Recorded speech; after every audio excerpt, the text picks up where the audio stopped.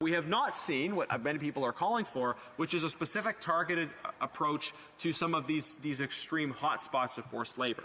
Because in some cases, we see forced labor happening kind of in ungoverned or less governed places. It happens outside of the law without the official sanction of the state involved.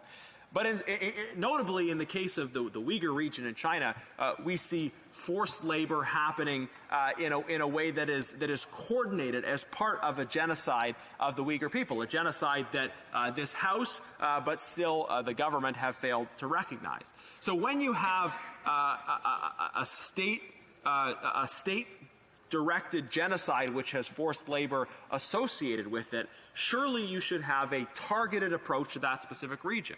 And I've said many times before that I support a framework that aligns with the bipartisan Uyghur Forced Labor Prevention Act in the United States, which presumes that products that come out of the Uyghur region have forced labor involved in those products, unless it can be proven otherwise. If it can be proven otherwise, okay, but it is reasonable to presume that products coming out of that region have a very high risk of forced labor, so we should just say no to products coming out of that region unless we can prove otherwise. If we were to adopt measures like this, it would strengthen, again, that alignment, that opportunity for shared enforcement among allies.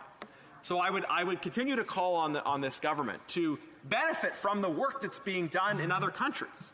You know, this is a case where it's acceptable to copy someone else's homework, right? When the work is being done in other countries, we can be more effective in our enforcement, in our work to keep products made from forced labor out, if we simply work with our allies. Now, Madam Speaker, in closing, I would submit to you this, that if slavery was still going on in an industrial scale in North America, if there were still plantations in the southern United States, we would not be comfortable importing cotton or other products that came from those plantations. We would say no in that particular case.